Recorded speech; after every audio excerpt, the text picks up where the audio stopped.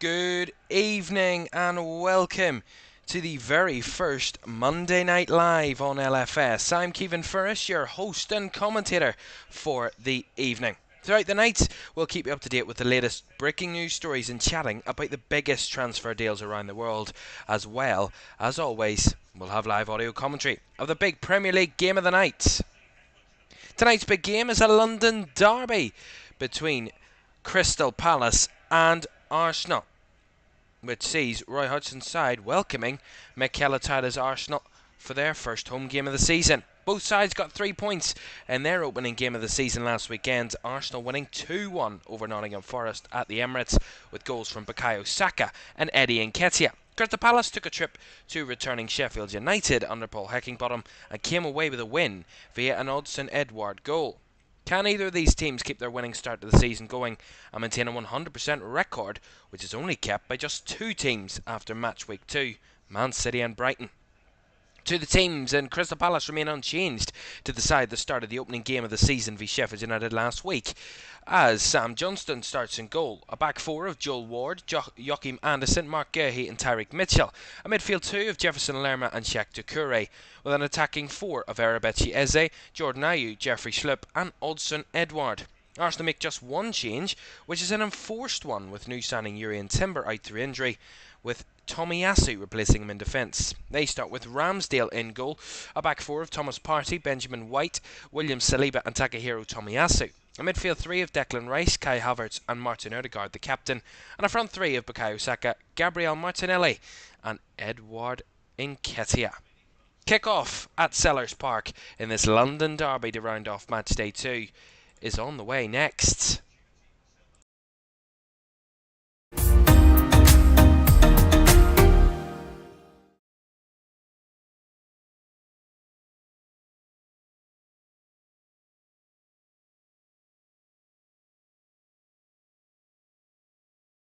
A very good evening and welcome to the very first Monday Night Live of the on LFS. And hopefully we'll be doing a lot more of these. We have tried to up a few things because we think Monday night game, it's a big game, it's a big occasion, and we wanted to try and up it a bit. Welcome to everyone in the chat, to Prince Kana, to Mindblown and to Fun as well. Welcome in everybody. Kickoff will be in just a moment as the Crystal Palace fans having a minute of applause to remember those lost over the summer while they were away. And it gives me time to tell you to like, subscribe and turn on post notifications if you're enjoying the streams. We've got so much more to come, and hopefully Monday Night Live can be just the start of it. Hope that you can enjoy it. So, Crystal Palace against Arsenal. Crystal Palace in their traditional, of course, blue and red kit, with Arsenal in their slightly strange away strip this season of a luminous yellow with black stripes that are quite swiggly lines, shall we say, on their kit to start tonight. It's the first time they'll use it, and they're underway here at Selhurst Park.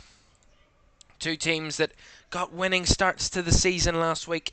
They'll be hoping to back that up with 3 points here tonight at Selhurst Park. Of course, this is a repeat of last season's opener, was here at Selhurst Park between these two clubs at the start of the 2022-23 season, which Arsenal went on to be second last season. They'll be hoping they can do one better this season under Mikel Arteta. It's good tackle by Tomiyasu, and Havertz gets it back to Ben White in defence. Well, we've had a big weekend of some very exciting results. As you can see down that left-hand side of your screen, all the results of the weekend have been fascinating, with some of the exciting ones being the West Ham win over Chelsea, Aston Villa's thrashing of Everton, Tottenham's win over Manchester United, and also Brighton's very impressive win over Wolves at Molineux as well. A lot of teams impressing this season. I don't know what's going on with the match map. It's a bit weird. It hasn't started yet, but who knows? Good evening to everyone. Mindblown says done. Palace 2-1 half-time, Arsenal 4-2 full-time. You're expecting goals galore. Here's Havertz, breaking into a nice area, gives it to Martinelli. Martinelli cuts inside, takes the strike, blocked. Bouncing around the box, falls to Saka, cleared away. Headed forward by Rice. Martinelli in the box, trying to find a way forward as we finally have that match map working. Martinelli, Tomiyasu keeps the possession. Rice to Saliba. Will be interesting to see how Arsenal sort things out, with, of course, losing Urian Timber during the week, or last weekend actually, through injury, and that will be an interesting one to see how they deal with that. Of course, Tomiyasu coming in to deputise in that position, and of course Thomas Partey continuing in that more of the inverted fullback role that we've seen more recently in the game. Manchester City, of course, starting that. Trailblazers, of course, as always under Pep Guardiola, starting that trend of bringing the fullbacks further infield and making them kind of like deploy them as midfielders kind of in the game. Here's Saliba to Ben White. Arsenal, you certainly can't miss them anyway on the pitch. Similar to the Manchester United one, I think it was last season, the Manchester United one, the luminous yellow. Not my favourite kit from those teams, but, you know. Francis Elves, what happened over summer? I have no idea. I would love to know. What do you mean? There's a lot of things happened over the summer. Depends what you're mentioning. Here's Partey. Nice ball to find Saka. Saka on the edge of the box. On the right hand side, cuts it across, looking for Nketiah. And luckily Jordan Ayew got back in the way and headed it behind for an Arsenal corner. Stephen says 2-1 Palace. You're predicting an upset here, Stephen. Well, we have already seen an upset in a London derby this weekend. West Ham against Chelsea. West Ham down to 10 for the vast majority of the game yesterday. And the Chelsea's new signing, Moises Caicedo, £115 million, giving away a penalty to confirm the defeat for his own team. To corner, right-hand side then for Arsenal. It is Saka over to take. Saka, left-footed cross in, whipped in, front post. Havertz was there, but it's cleared away. Eze can't keep the possession as Odegaard recycles it for Arsenal. White. Nice Saka. Linking up with Partey, but then the possession's given away. And now the counter, but Ramsdale's there to meet that long ball over the top from Palace. And they will go again.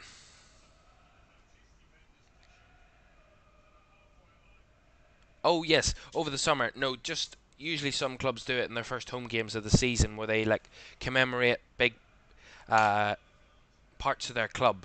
You know, there's clubs that do fans and former managers and things like that that have died over the summer. Just, I think it was Sir Trevor Francis, I think they were remembering here. Because of course this is Crystal Palace's first home game of the season. And they weren't awful at home last season. I think they had a pretty good home record. Of course, under two different managers, obviously, with Roy Hodgson towards the latter end. 7 wins out of 19 at home last season. Only 5 defeats at home. I mean, only. But similar to the types of home records of Aston Villa and Brighton and Forest in terms of home defeats at last season. Palace conceded 23 goals at home last season. Only scored 21, so they'll be hoping to improve that. Their low goal scoring at home last season, improve it for this season. Well, Arsenal had a pretty good away record as well. Let's not forget, you know, Arsenal getting some good results away from home last season. There's one game that we'll never forget, of course, the huge game at Anfield.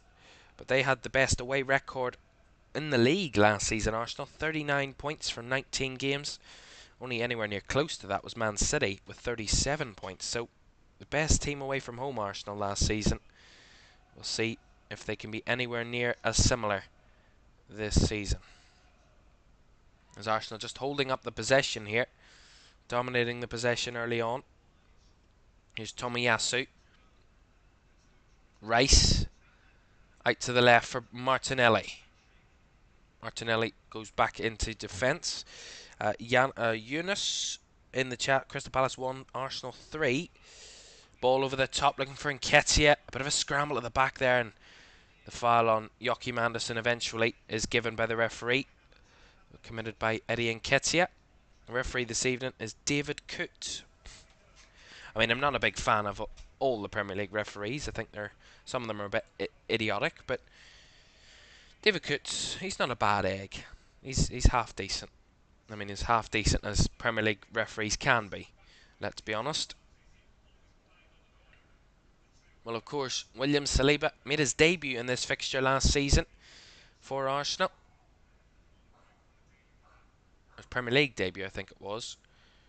And what a performance that he had to his career in the Premier League. And what a big miss he ended up being for Arsenal defensively towards the end of last season. That's a free kick, but the referees played advantage. Edouard. Now Ayew on the right-hand side. Here's Jordan Ayew. Palace fans getting up for this. Ayew with a cross and had to be beaten away by William Saliba out for the throw-in. It was a lovely counter-attack by Crystal Palace down the right-hand side. They just nick it away from the Arsenal midfield. Edouard just comes a bit deeper, gives it out wide to the right-hand side to Jordan Ayew, who runs it into the box, drags it right-footed cross, right across the goal, and William Saliba's luckily there to deny the pass to find Hodgson Edouard. Brian says yesterday was a classic from the Hammers, very embarrassing for Chelsea, and just showed how far they still have to go before being a team. Yes, a lot was made about Chelsea's poor performances yesterday. They were awful, and that just shows how long it takes. No matter how much money you spend, you can't win instantly and get instant success. A long way to go.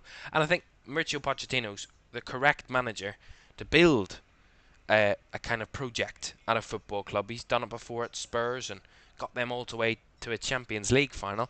I'm sure Chelsea will be wanting a bit more than just one Champions League final. They'll be probably hoping for a few cups and a Premier League run as well. A run at trying to win the Premier League title, as well as European trophies. Of course, no European football for Mauricio Pochettino this season. Arsenal, on the other hand, in the Champions League for the first time since 2016-17. They get that campaign underway on the 19th of September. We'll have the opening all the Champions League matchday games, all the big games here on LFS. I'm sure Arsenal won't be too far away from our coverage in the Champions League this season. Here's Tomiyasu, Saliba, and Ben White. 9.5 minutes gone here at Selhurst Park. Remains goalless.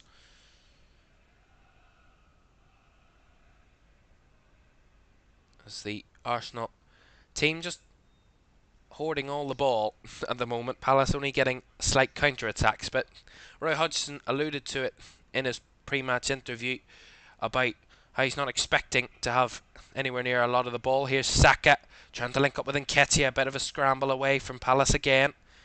Kept alive by Ben White. Odegaard flicks it round for Saka. Bukayo Saka on the right-hand side. Odegaard on that right flank. Back to Saka. Odegaard linking up with Saka again. Trying to work the space, Arsenal. Here's White. He's broke into a bit of space. Saka with the ball in, and simple enough catch in the end for Sam Johnston, the Crystal Palace goalkeeper. Brian says across the whole team they were found wanting. They need a couple of seasons to get it right. Well, yeah, it's a process, it's a build. They're in transition, Chelsea, and although they've spent close to £1 billion in a couple of windows since Todd Bowley has taken over, I think there's a long way to go, and we've seen it previously. You know, with so many different teams, money doesn't always buy you success. You know, you can't just buy your way to winning trophies. That doesn't always work like that. You know, a team has to be a team, and that'll be the big question for Chelsea. You know, I made the point that the signings that they've made are a lot of young players. These players are going to take at least 2 seasons to gain proper Premier League experience, and without the massive experienced players, the likes of a Cesar Azpilicueta. They've got Thiago Silva, but he's not going to be there for another 3 or 4 seasons. So I'm trying to, really latch upon who are the big leaders in that Chelsea team, and we will find out over this season if they've got big leaders in that team. At the moment, I'm not too sure. Thiago Silva is probably the biggest example of a leader in that Chelsea team, but still, you need a good couple of them. Arsenal have quite a few of them in their team, the likes of Martin Odegaard, who is still quite young, but has been the Arsenal captain last season and has really shown the desire that Arsenal have and the fight and the hard-working mentality that they have, that no matter how well they do, they just want to have success and to achieve things and to build. And I think Arsenal and Mikel Arteta is a perfect kind of template for how you restart a club. When Mikel Arteta came into Arsenal, they were a broken club. They had very little connection between the club and the fans, the players and the fans. There was a lot of disenchantment with how they're doing on the pitch, and I think Mikel Arteta has completely reinvigorated that club. And it's quite remarkable, actually, because Arsenal are not a club that are a mid-table club. They're a massive club in this country, in the UK and England, and they have probably one of the biggest clubs in English football, without doubt. Arsenal, they have the history behind them. That's a nice ball from Saka. Feeds it out to the right for Nketiah. He's got a few bodies running with him. Here's Eddie Nketiah. Drives into the box. Nketiah flicks it round the corner to Saka. Saka with a cross. Deflection corner. It's a lovely move by Arsenal on the counter. It's Saka who picks it up, the loose ball on the right-hand side. Feeds it to Eddie Nketiah on the right flank. Saka drives a bit further infield. Nketiah holds up the ball. Saka makes the run in behind, and then it hits it off. I think it was Mark Guehi there, and put it behind for a corner to the Gunners. They look up for this tonight, Arsenal. That's what we like to see. So the corner from Saka again, left-footed. It's a lot deeper this time, but Sam Johnston there doing a solid job catching the ball quite comfortably. Brand says they have a great foundation. They could battle with relegation or the bottom end of the table at least. I mean, we're not going to talk about that. I mean, there was a point last season where a lot of people were talking about Chelsea. What if they did go down? What if they didn't get enough points? Because let's not forget, I read a tweet, I read a stat off a tweet yesterday. That Chelsea have 5 wins out of their last 31 Premier League games. That is ridiculous. That is crazy. 5 wins and 31. Not a win this season either. 2 games down and just a draw and a defeat. Here's Ayew. Ayew with a cross. Has to force a save from Ramsdale. And the captain, Odegaard, has to retreat back and help his team to clear their lines. And now Havertz tries to feed it in behind for Martinelli, but really good covering by Joachim Andersen. And that will be a free kick to Crystal Palace in their own half. Jordan Ayew's been a real outlet for Palace early on. A couple of opportunities down that right-hand side. Lovely whip ball in. Got past Tomiyasu. Forced the diving save from Ramsdale to come out onto a 6-yard line and punch it away. And Arsenal did get bodies in the way to clear it eventually. Here's Joel Ward for Palace. Eze Doucouré, who we'll chat about quite a bit at half-time. Check Doucouré. That's a nice threaded through ball. Here's Hudson Edward. Edward! Oh, and the ball just trickled right the way through, and enough for Aaron Ramsdale to come and collect. But another dangerous move from Crystal Palace. Arsenal a bit rattled at the moment. Shot from distance. I think that was Eze. Straight into the hands of Aaron Ramsdale again. It's very, very good, Crystal Palace. Although Arsenal have started the better of the two teams and have had more of the ball and looked more threatening in the possession. On the counter, Crystal Palace have looked really, really threatening. It's a common theme that we've seen all weekends about counter-attacking teams, overcoming the teams that dominate the ball. We've seen it with Chelsea and West Ham yesterday. We've seen it with Tottenham and Manchester United as well on Saturday. You know, the team with less possession, seemingly the team that are in more control, funnily enough, in the game. Here's Schlupp. Back to Tyreek Mitchell. And now Gurhey. All the way back to Sam Johnston, who takes no risks and fires it long. First header won by Saliba. Tomiyasu brings it down on the left, but Ayew's there to put the challenge in, and the throw-in will be given to Arsenal. Stephen says Reece James and Chilwell are about the only two left from the old regime. Well, I mean, it's been a big change over the summer for Chelsea. The exodus of players leaving the club, and a lot of players coming into the club. It's been a whole big move, and of course, a whole big move like that, of course, is going to rock a club, and they're going to take time to gel and to bed in with each other and to understand each other as a team. That will take quite a few weeks, if not months. So this season we won't see the best of Chelsea, I think, with these players. I think maybe next season we'll start to see them properly getting into the rhythm and seeing them performing at their best level. But this season is more of a season to try and build with the team and make sure that they know how to work with each other and actually build a proper style of play and what they want to do with the ball, without the ball. And I think Mauricio Pochettino is the perfect man, I think, to do that for them. Really, really do. I think that's probably the only good decision that Todd Boehly has made since he's joined the club and took ownership of the club. Corner to Arsenal on the left-hand side.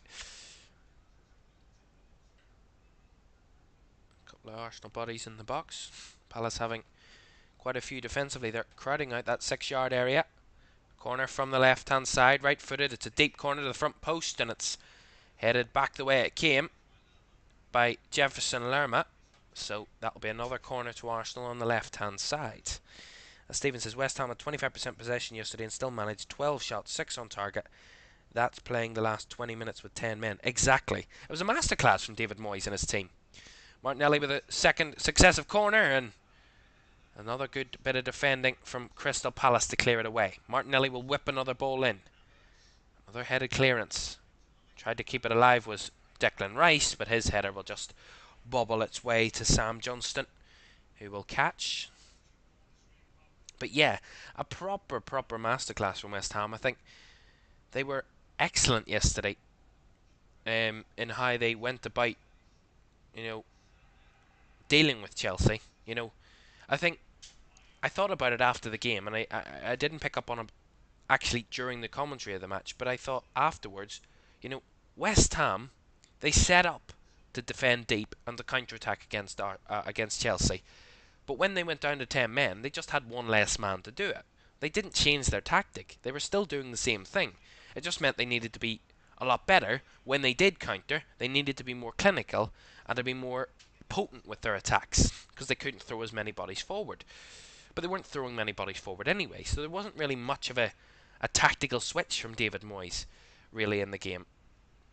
And I think that's how they were so good, because when they were without the ball, they know how to defend their 18-yard box. They know how to, crowd out a team and press them out of in their final third. And when they're in their defensive final third, West Ham, they know exactly what they're needing to do.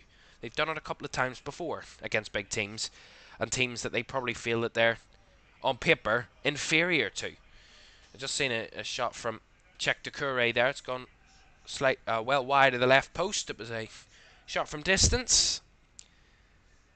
Nketiah broke into a bit of space, unleashed one with the right foot through the legs of Kai Havertz, but it was always curling away from goal, behind for a goal kick.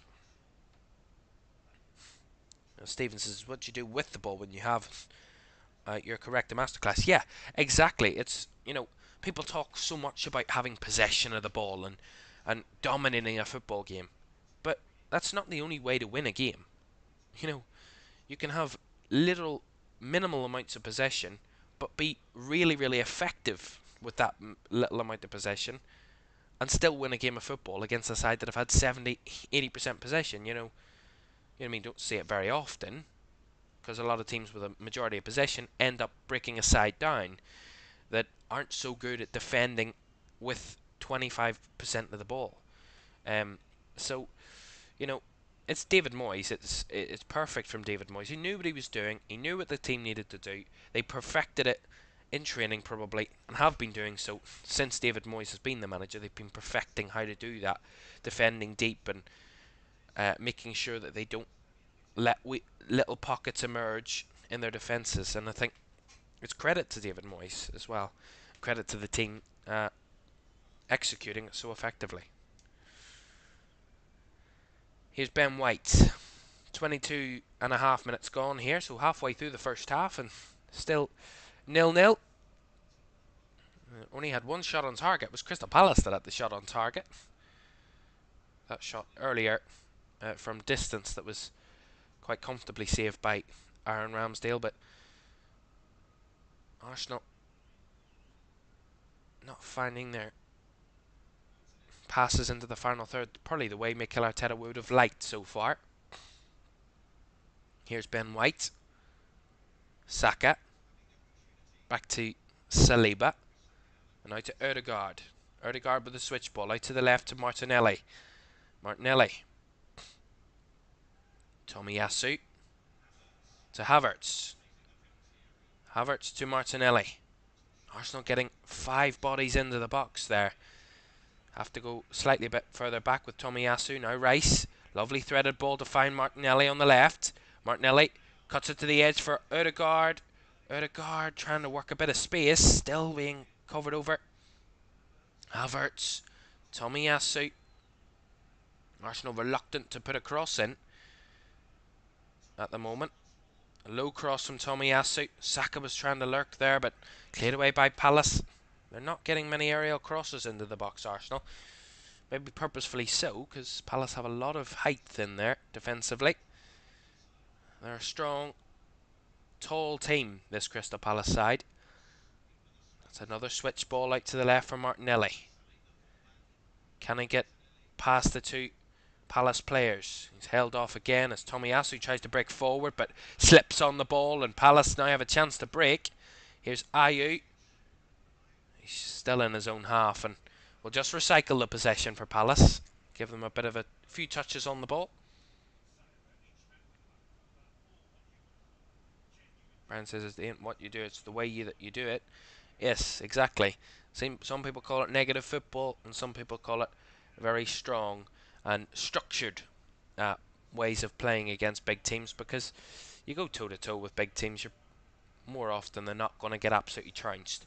So it was a fair tactic by David Moyes, to be fair. Here's Joel Ward breaking forward. Now Ayew with another cross, and that one's too close to Ramsdale, and he will catch it quite comfortably there. Here's Thomas Partey. 25 minutes gone. To Saka. Saliba. Havertz.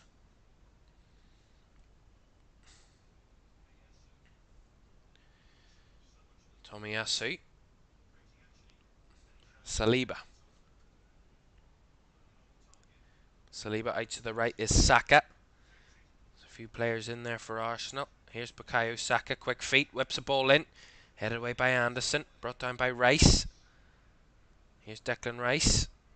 Big money signing in the summer. Declan Rice, £105 million. At the time, it was a record transfer for a British. It is still the British record for a British player. There's a man goes down there for Arsenal. Referee David Coote does nothing with it. Says there's no penalty. Says there was no foul. There's a few players going to ground, and there will be a free kick somehow given here eventually, and a yellow card handed out. It will be Kai Havertz that went down and was fouled. Martin Odegaard just making the case of our VAR going to check the penalty. The check is complete, no further doing. Yeah, it's just Jordan Ayew, after his challenge with Declan Rice, where Rice tries to win the ball, Ayew tries to win it back and lunges in on Kai Havertz, and that gives the referee the chance to give the free kick, and Jordan Ayew is the first man of the night, so you get a yellow card. So free kick to Arsenal. And just see the Arsenal penalty claim again. It's Eddie Nketiah and Joel Ward, and Eddie Nketiah tries to burst past Ward. Ward trying to hold on defensively, and then Nketiah just goes to grind. The slightest of touches, it's not a penalty. It was quite slow. Quite a silly one to try and win there. You were never going to get that, to be honest.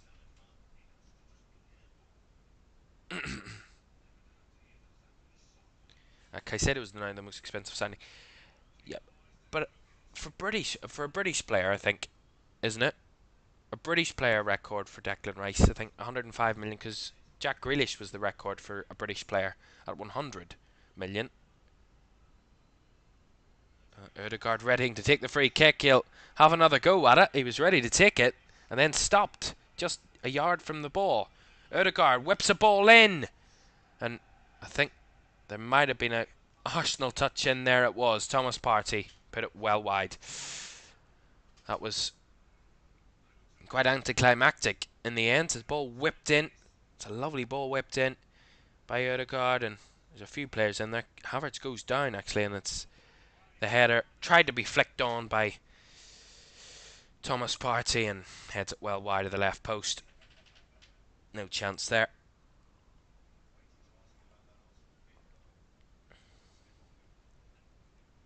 Stephen, you misheard you, Kevin. You're right about Rice. Yeah, I was just I knew I was trying to get my word. I mixed up my words. I was trying to say most expensive signing, but then obviously that wasn't the most expensive signing. It was Endo Fernandez before Caicedo. That's a lovely ball. Nketiah! It's the post. That would have been a lovely goal for Arsenal to take the lead, but Eddie Nketiah hits the upright and it bounces away. You see this again. It's Palace on the ball. They lose it out. The flick back by Palace ends up under the control of Eddie Nketiah, who spins away from Anderson and just losing his balance, takes it with the left foot and just hits the left post with his shot, side-footed shot. Got past Sam Johnston, but didn't find the back of the net from Eddie Nketiah. Ever so close for Arsenal. But once again, another chance goes a-begging.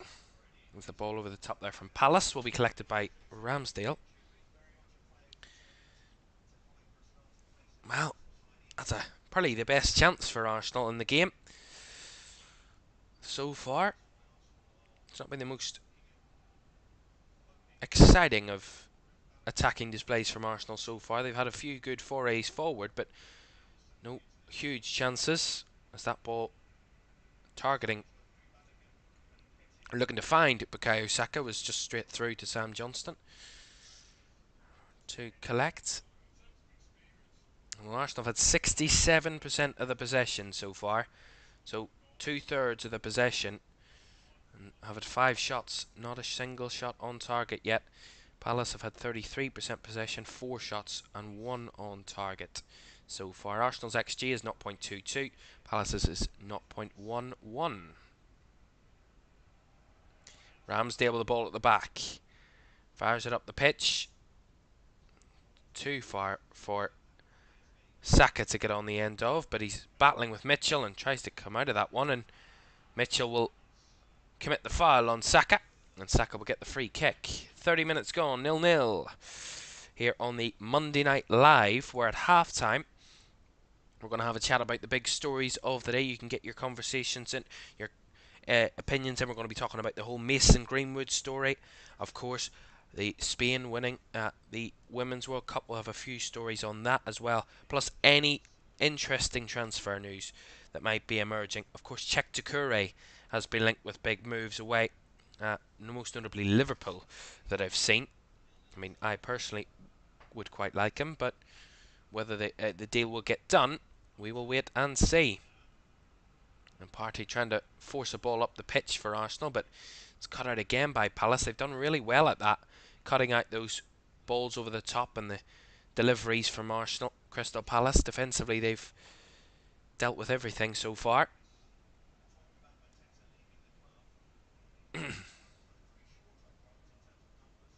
Fun says, I swear, next, Chelsea will be the new Barcelona and trying to pay the refs. I mean, I wouldn't put it past Todd Bowley. I'm sure he's probably given them a proposition previously. Well, I don't know if it is as a joke. Our Americans don't really get sarcasm, but you never know.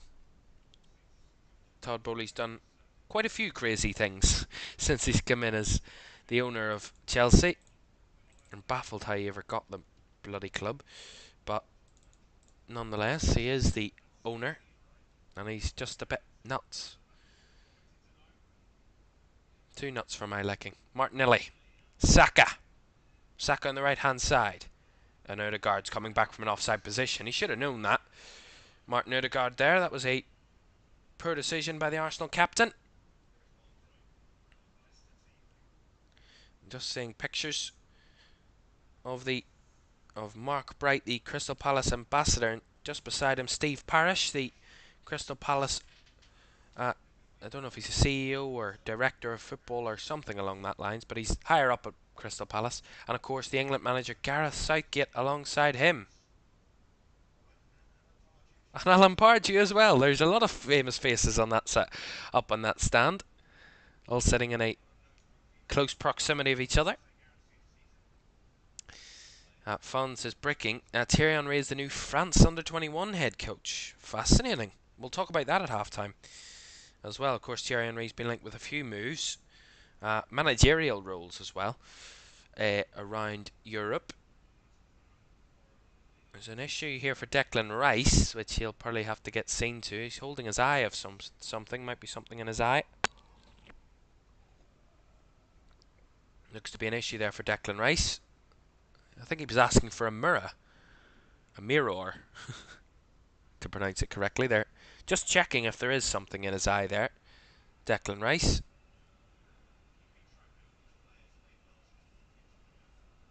Maybe a contact lens or something. Bit strange.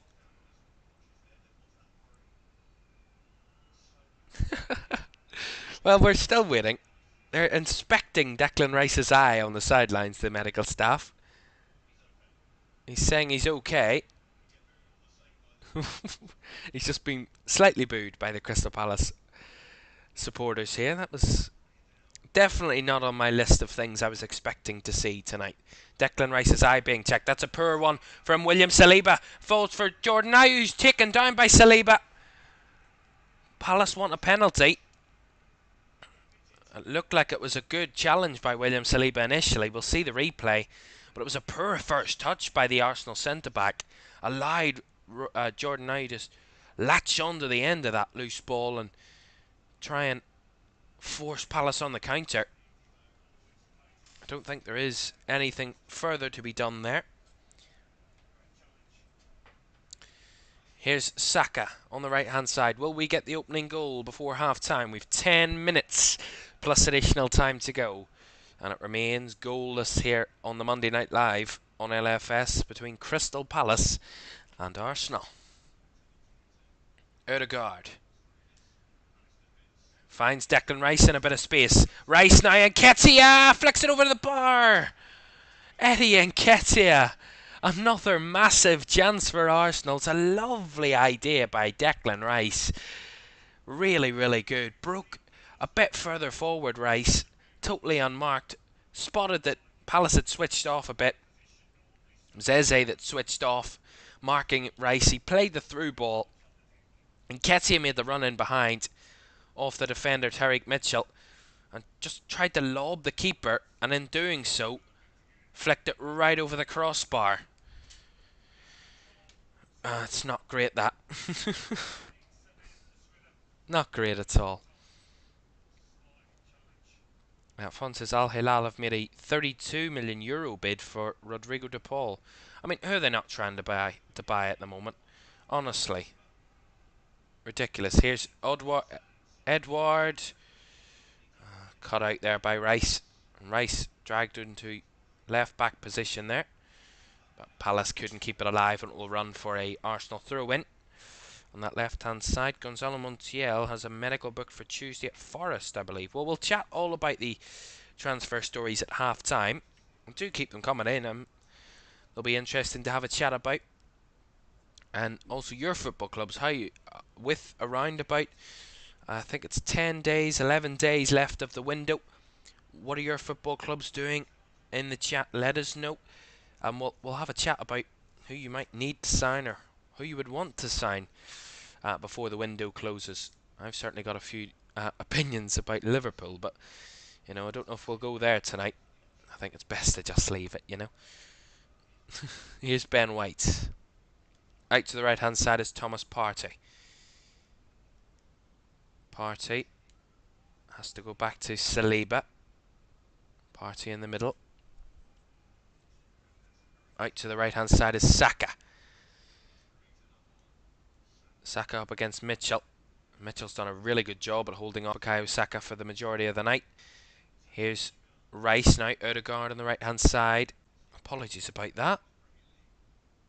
Oh, apologies, we just had a break up in our connection. Apologies for that. Hopefully we're okay now. That was a bit of a break up there. Well, while those two players are just saying, if you didn't hear me, a head collision between Hodgson Edouard and Martin Odegaard. And that break and play, both players back to their feet and okay, but it will have just given the players a bit of time to get a drink and take a breather before we get back underway for the last 7 or so minutes, plus any additional time as well at the end of this first half. Don't forget, we've more Premier League football coming up for you. Friday night football, the Friday night game between Chelsea and Luton. Another London derby. There's a lot of London derbies. Chelsea against Luton, Friday at 8 o'clock. We'll have that. Can Chelsea get their first win of the season against newly promoted Luton, who have never been in the Premier League before? Their last top flight campaign was the season before the Premier League existed in 1991-92. Here's Gabriel Martinelli. Can Arsenal find that breakthrough opening goal before the break? They need to have a shot on target first. Yet to do that. Here's Ben White.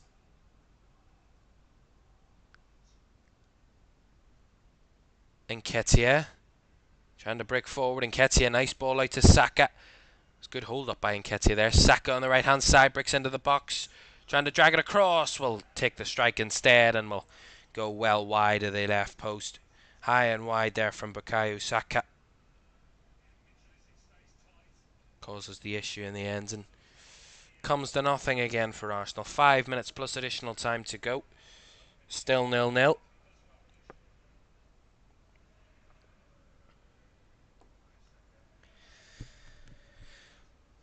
Well, of course,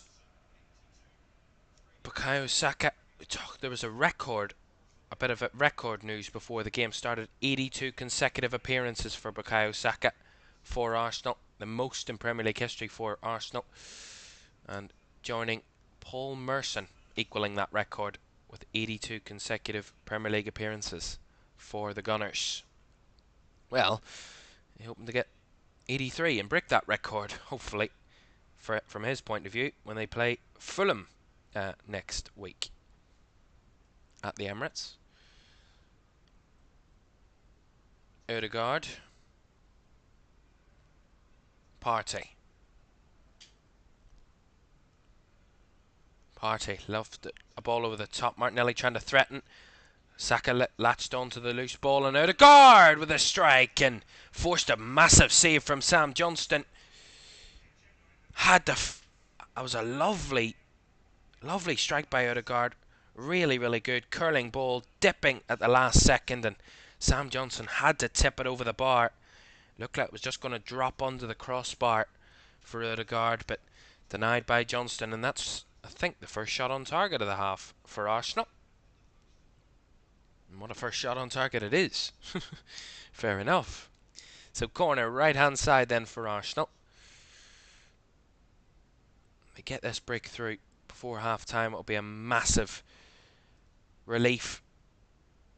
Saka with a cross from the corner. It's a deep one, right to the front post. It was a very deep corner, but Palace again matching it and clearing it away.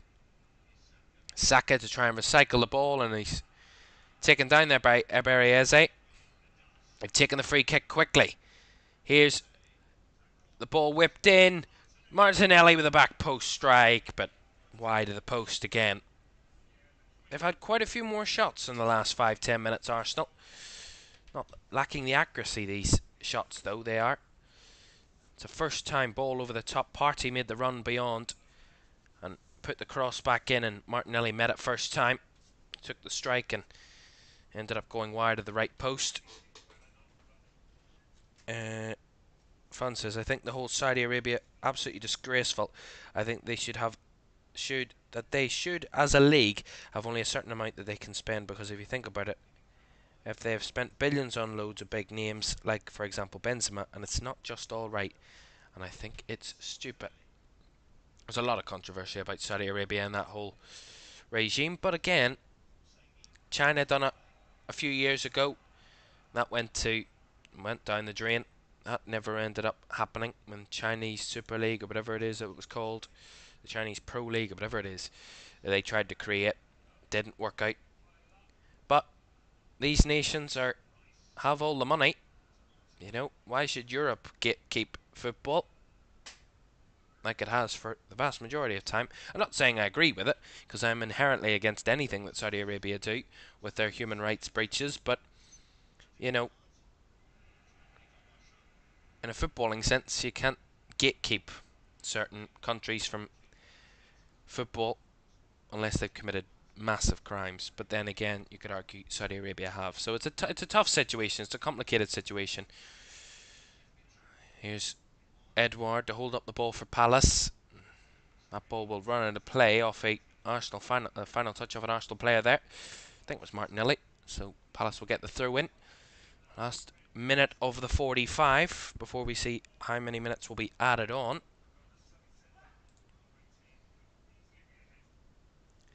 Well, it's still, to be fair, quite an even game, I would still say. I wouldn't say, although Arsenal have dominated the possession, I do still think Palace are very much in this game. The scoreline suggests so, but I think also performance-wise, I do still think Crystal Palace are one big attack away from scoring a goal. I think they're still very, very much in this game, Crystal Palace.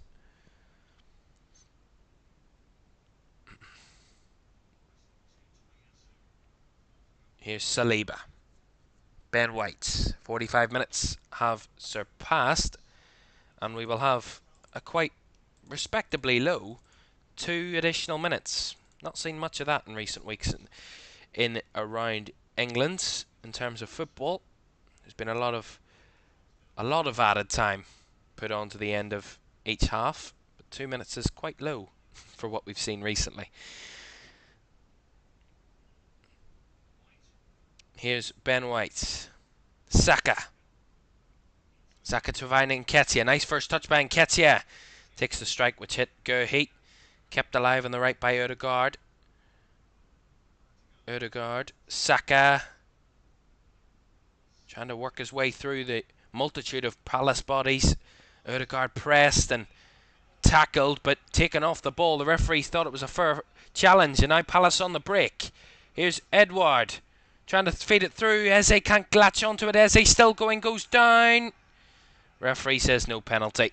And Arsenal clear their lines. And I said, that's what I mean. That threat from Palace is there. Here is Joachim Andersen. Can they force one final attack, Palace? Down the left is Jordan Ayew. Switch sides here, Ayew. Ayew up against Partey. Ayew leaves him for dead. Gets to the byline. Cuts it back. Still going, Ayew. Has to give it out wide, and Ayew retreating with the ball and challenge there, but the referee will play the game on as he back on his feet. Good retention of the ball there from Jordan Ayew, but was in a much more threatening position around 10 seconds ago. He's just been eased out of the Arsenal final third there by Arsenal getting bodies back. Doucouré. Nice quick feed on the ball to Lerma. Lerma will give it out to Ward, and that will be the last touch of the half, the last action of the first half. A first half which has been quite tight in terms of the football that both teams have played. It's been one where Arsenal have dominated the ball, had more of the possession, but chances have been, well, massive chances and big goal-scoring chances have been few and far between for both teams. Half-time at Sellers Park. We'll be back in just a moment with a bit of half-time chat. But goalless at the break at Selhurst. Crystal Palace 0, Arsenal 0.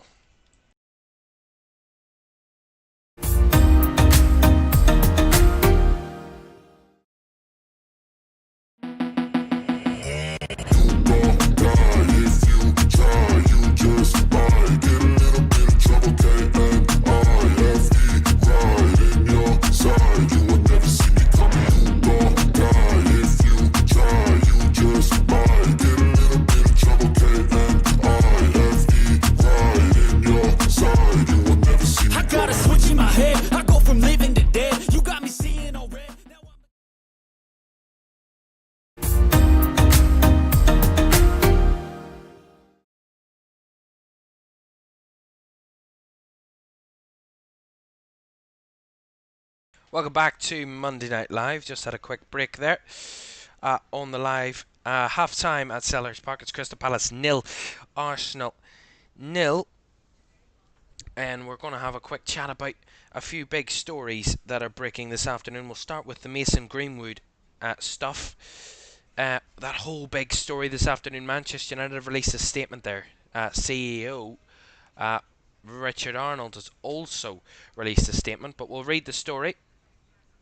And just to warn you beforehand that there is some disturbing details in this story, so if you're not triggered or a bit uneasy by that, this might not be the moment for you. Manchester United forward Mason Greenwood will leave the club by mutual agreement after a 6-month internal investigation into his conduct. Greenwood was arrested in January 2022 following allegations surrounding material which was published online. Charges against the 21-year-old England international, including attempted rape and assault, were dropped on the 2nd of February of this year. Manchester United released a statement this afternoon which said, all those involved, including Mason, recognise the difficulties with him recommencing his career at Manchester United. It has therefore been mutually agreed that it will be most appropriate for him to do so away from Old Trafford, and we will now work with Mason to achieve that outcome. Based on the evidence available to us, we have concluded that the material posted online did not provide a full picture and that Mason did not commit the offences in respect of which he was originally charged. That said, as Mason publicly acknowledges today, he has made mistakes which he is taking responsibility for.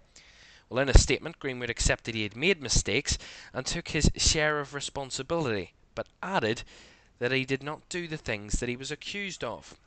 Well, he said, today's decision has been made part of a collaborative process between Manchester United, my family and me. The best decision for us all is for me to continue my football career away from Old Trafford, where my presence will not be a distraction for the club. I thank the club for their support since I joined age 7. There will always be a part of me which is United. Well, Greenwood, whose contract at Old Trafford runs until 2025, could now be sold or loaned to another club for the remainder of his contract. He remains on full pay but will not return to training with Manchester United. Well, of course, this is a story that's developed over the last, well, what is it now? A year and a half since he was those original pieces of material were posted online by a person, the alleged the alleged victim, yes, that posted those online, and we've gone a long way since this originally broke about Mason Greenwood. But of course, Manchester United, I think, they started their investigation back in February when these charges were dropped. We're now at the end of August. The Premier League season is underway. Manchester United have started a new chapter under Erik ten Hag, but it doesn't feel like a new chapter has started. They're still quite slow at dealing with these issues. They haven't dealt with these issues the way I'm sure well, I mean, I can't be too sure about how other clubs would deal with it, but I think they've just been a bit slow. I mean, I understand they have to do due processes and go through all these details, but it was quite clear to a lot of people with common sense that Mason Greenwood could not return to Old Trafford. He could not return to play Premier League football for Manchester United. He just couldn't.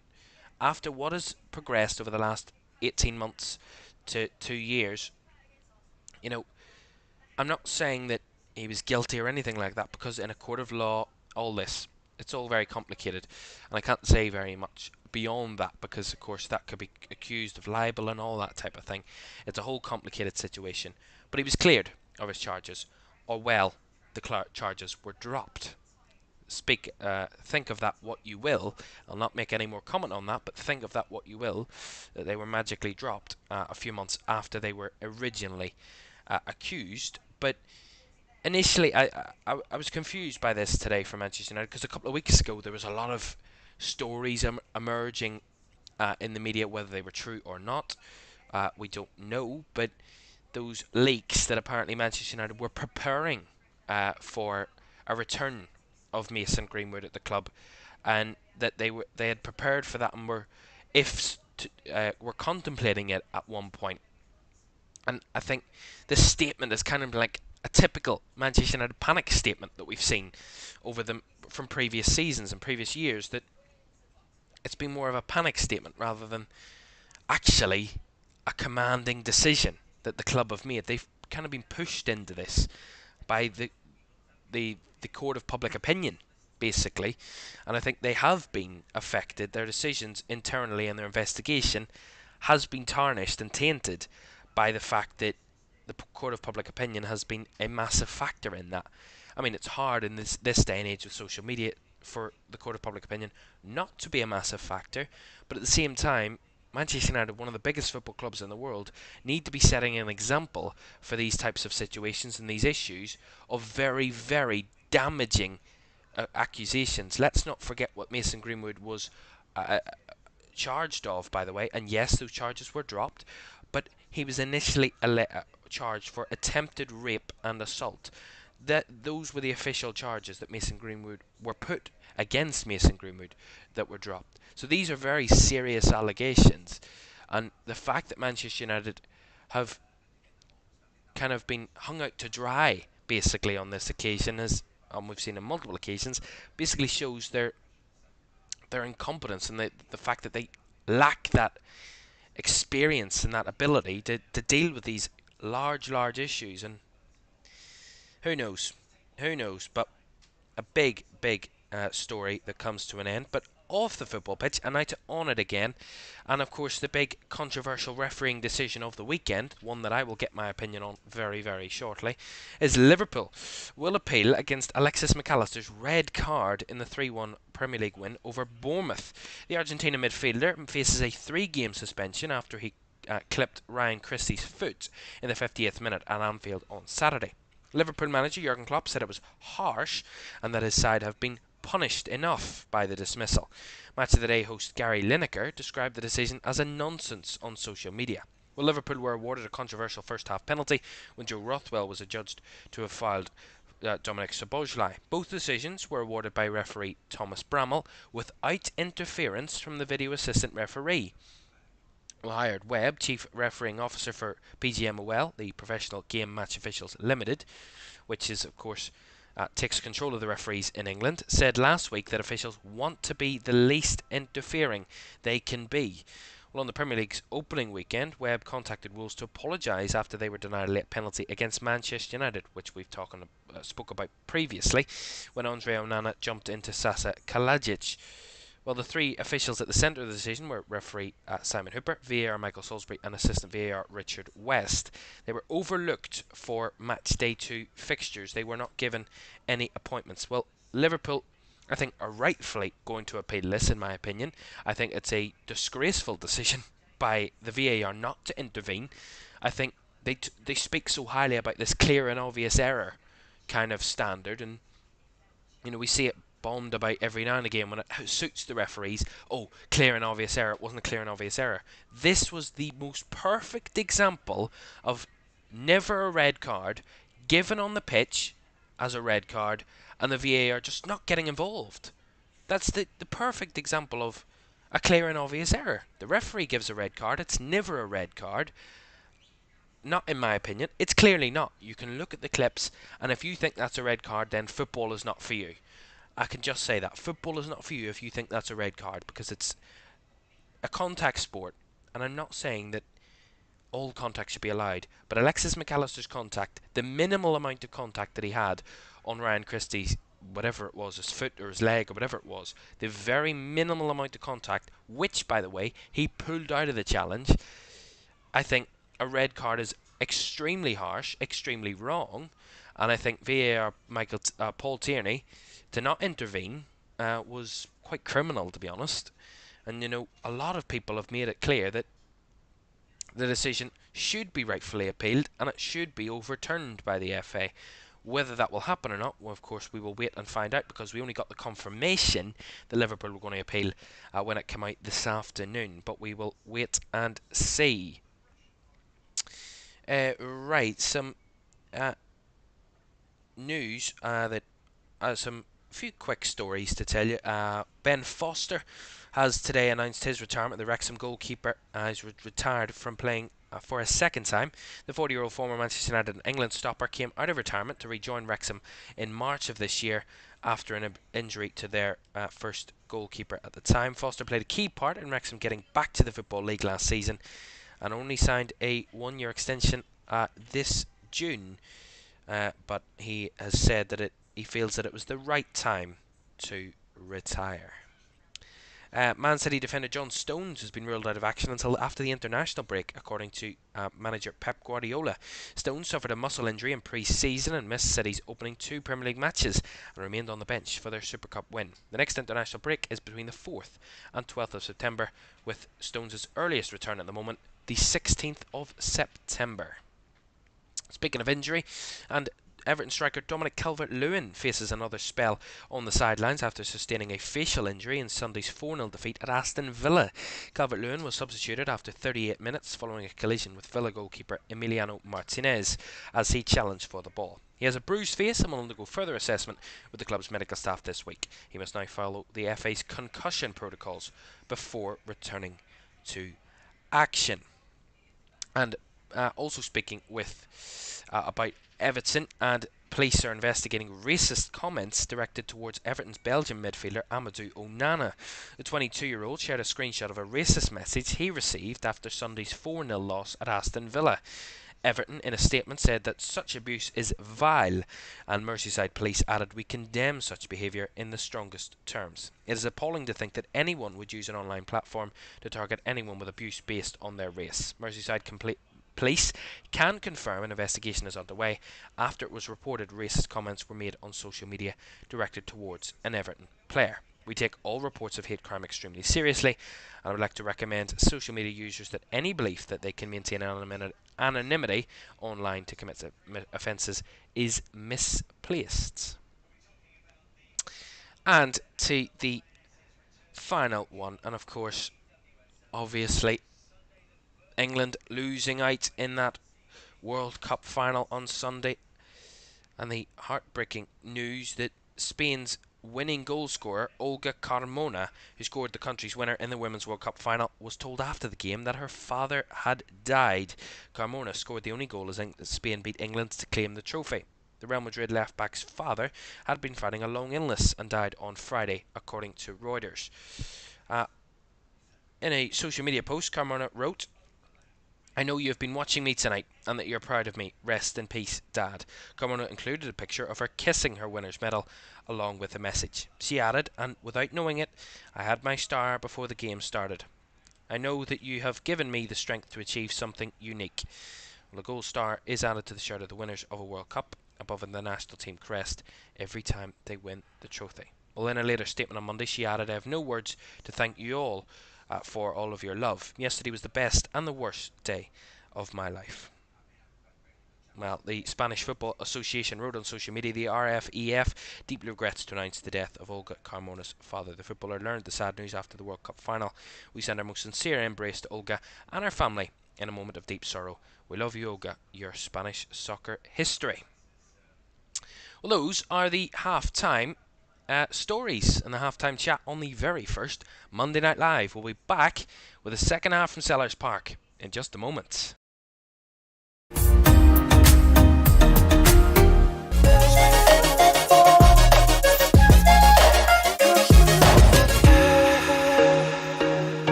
Welcome back, just about for the second half of Crystal Palace against Arsenal. The second half has just gone underway the very second that we have come back. That was quite a half-time chat. There's a lot of the stories there that I had to talk through. Here's Tyreek Mitchell, first attack for Palace, forcing the save from Ramsdale, and we'll run out of play for a Palace throw. Well, actually went all the way through. It will be an Arsenal throw. It was the first real move from Palace down the left-hand side. Tyreek Mitchell, left-footed cross. I thought it just got a touch from Ramsdale there, but it just evaded Ramsdale's hand and went wide for a goal, or for a throw-in on the left-hand side for Arsenal. Right, the second half is underway. I didn't even get a time to explain that. The second half back underway at Selhurst Park between these two. Half-time are 0-0 as we got to half-time in the game. So both sides will be hoping to get on the score sheet in the second half. Both had a very even performance in the first half. It's not one where either team were ultimately the better side, and the scoreline certainly reflects that at the moment. Right, Sam Johnston then on the ball. Palace have made a bright start to the second half. Mitchell. Well, that's a poor ball given away. Here's Rice. First chance for Arsenal to come forward with Saka. Saka down the right-hand side. Left-footed cross in. Headed away by Anderson, and that will bounce behind for an Arsenal corner. Off the head of Joachim Anderson there. So Martinelli on the left-hand side to take this corner. Update you on some scorelines from around Europe. In La Liga, in a 6 o'clock kickoff, Alaves beat Sevilla by 4-3. It is goalless between Granada and Rayo Vallecano. In that half-8 kickoff, it's 0-0 in that one. 36 minutes gone. Corner whipped in for Martinelli. Flicked on, but will run to the back post for Saka to pick up for Arsenal. Saka on the right-hand side. Cuts back onto his left. Then chops back onto his right. Beating Ayew. Corner or cross whipped in, but Mitchell clears it away. One back though by Arsenal. Rice. Saka. Better football. Saka with a cross. Straight at Sam Johnston. It's better from Arsenal. Much quicker in terms of their pace from that position. Really nice football. Really intricate play between Rice and Saka. Again, ended up coming to nothing, but not bad from Arsenal. I really love this graphic. Not to brag or anything, I really like that graphic. I just had to put it up because I really like it. Fun says, in my opinion, they are ruining football. Oh yes, the Saudis. I forgot to talk about that at half-time. Apologies about that. I didn't talk about that. There was so many more stories to go through. But yes, it's all a complicated situation with Saudi Arabia, and we will see over the next few years whether they can attract players a bit younger than those ending their career. You know, I made the point, I think a few weeks ago, that Saudi Arabia are just trying to buy the players that are careers are kind of slowly decreasing. 30 and above in terms of age. Will not last too long, to be fair. We will see. Throw in from Arsenal on the left. Palace win it back nicely. Eze brings it down. Saliba's there to win it back for Arsenal. And now out to Thomas Partey on the right-hand side. He's getting a few boos, but that slowly dies down. Saliba. Well, I'm looking to see a bit more from Arsenal in this second half. A bit more end product. That's a nice ball by Partey. Finds it to Saka. Saka in the box. Palace getting bodies back, but finds it to Odegaard. Saka. They're dragged out to that right-hand side again. Partey with the delivery to the back post. Nicely taken down by Martinelli. Martinelli cuts it across, and I think it might have just come off Joel Ward's hand. It might have been down by his side, but we'll go wide for the corner. It was a strange one. It got a slight reaction initially. Martinelli just cuts it to the byline, tries to cut it back, and maybe it just hit his shoulder. His arm was down by his side, so never getting a penalty for a handball or anything, but they get the corner, Arsenal. Another right-footed whipped in, punched away by Johnston. Brought down by Ben White. Saka. Battling with Ayew. Saka running and trying to escape that, and Ayew does bring him down, and that will be a free kick to Arsenal. With that foul from Jordan Ayew on Bukayo Saka. Remember, Jordan Ayew's already on a yellow card. Needs to watch himself. Can't do many more of those challenges. We've already seen 4 red cards this Premier League weekend. So, free kick to be taken for Arsenal. Martinelli fires it right in behind, and that's a takedown. That's a challenge, and that's a penalty to Arsenal.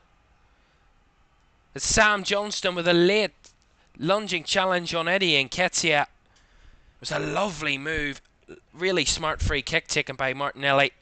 Played it right through the lines. It's a fantastic move.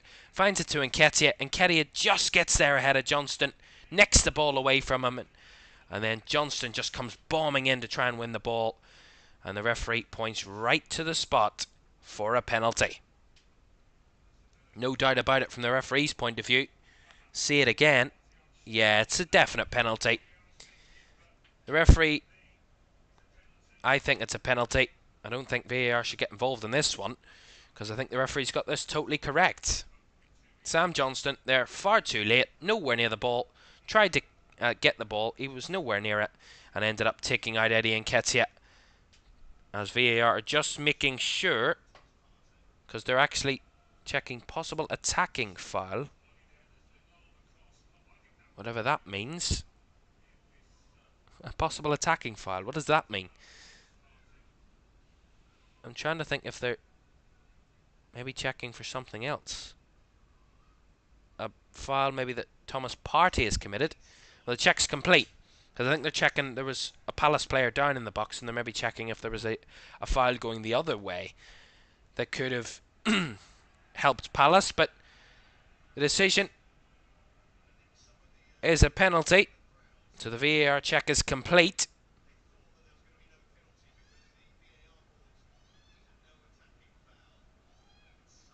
So the check complete. VAR just making sure that all is correct. And now Arsenal have a chance from the 12-yard line to try, or 12-yard spot, not a line, a 12-yard spot to try and take the lead. And it is their captain, Martin Odegaard, up against Sam Johnston. Odegaard readying to take this. David Coote's whistle has gone. Odegaard, slight run up, left footed, and slots it in the corner. Lovely from Martin Odegaard. And Arsenal do have the lead here. It's a lovely slotted finish. Sam Johnston went to his left, and Martin Odegaard just slotted it into the other corner. Lovely penalty, and Arsenal take the lead. Really, really good. And that is exactly the start to the second half that Arsenal needed. You know, sometimes teams need a penalty to kickstart their game and kickstart their attacking force. And Arsenal have had that tonight and have scored from it. And Martin Odegaard on the score sheet for Arsenal puts them 1-0 up here at Selhurst Park. Lovely goal.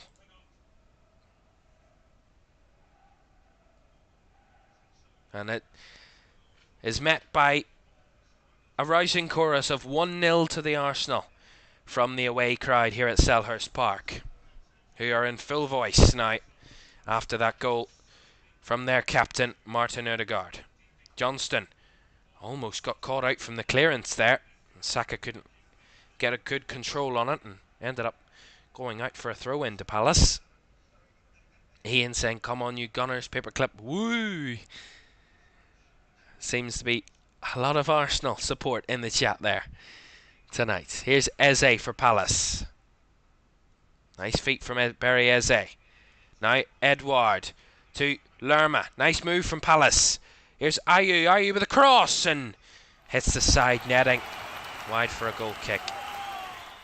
Comes to nothing that. It was a nice initial move. It was a lovely ball by Eze. Found it to Edouard and really good approach play on the edge of the box there from Palace. And Ayew tried to catch out Ramsdale but ended up putting it behind for a goal kick off the outside of the net.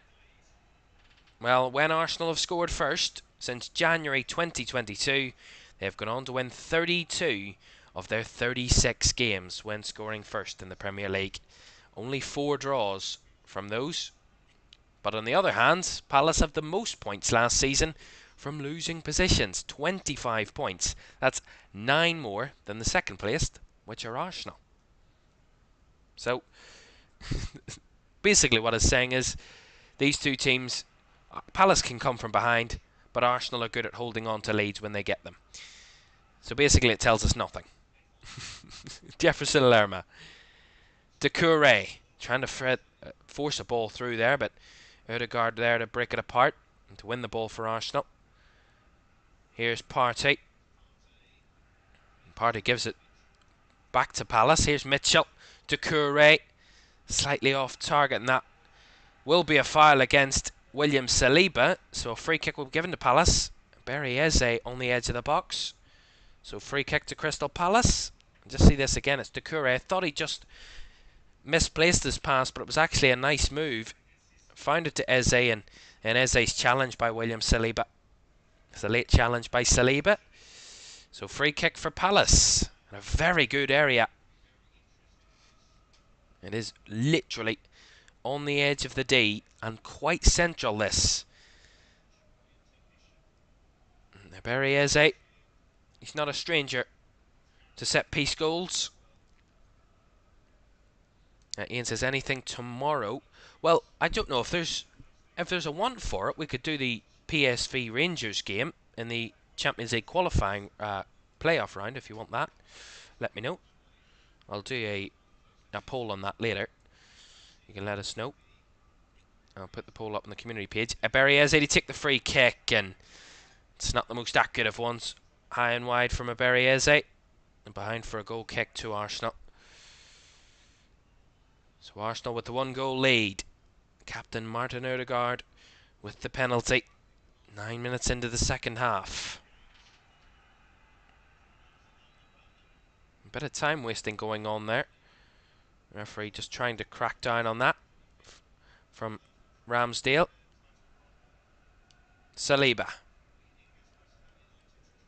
Ben White. Of course, some very high profile droppages of points from Arsenal last season when taking the lead. Of course, they had a 2-goal lead against Liverpool at Anfield. That was completely ruined, and they ended up coming out luckily with a 2-2 draw, and that one luckily to not lose from that 2-goal scoreline. They had the lead against West Ham in the game last season as well. Ended up going away with a draw from that one too. But you never know. Well, Ramsdale again being berated by the referee, telling him to not waste any time on taking goal kicks. Bit too slow for the referee's liking. Ramsdale, ball out to the left-hand side, targeting Kai Havertz, who's been quite quiet in the game, Kai Havertz. And Doucouré with a touch will put it out for an Arsenal throw. Although Arsenal have been quite good in possession, Kai Havertz has been one that's gone under the radar in the game. It's been good positionally, but hasn't been one of the main performers for Arsenal tonight. No offence to him. Of course, made the move from Chelsea in the summer, Kai Havertz. Well, the referee has had enough with Arsenal's time wasting and has officially booked one of their players. And it's Takahiro Tomiyasu that ends up becoming the fall guy for that Arsenal time wasting. So he's been booked for the very first time this season. Tomiyasu. That's nice feet by the Arsenal left back, Takahiro Tomiyasu. Battling there with a few Palace players and wins the throw in. I don't know why Arsenal are time wasting so early. They've still got 30 or so minutes to go before there were any near extra time, or added time, sorry. Tomiyasu to Martinelli on the byline. Back to Tomiyasu. Palace win it back though. Eze. Doucouré. Joel Ward on that right hand side has to hoof it up the pitch, but Arsenal will be back in control through Aaron Ramsdale.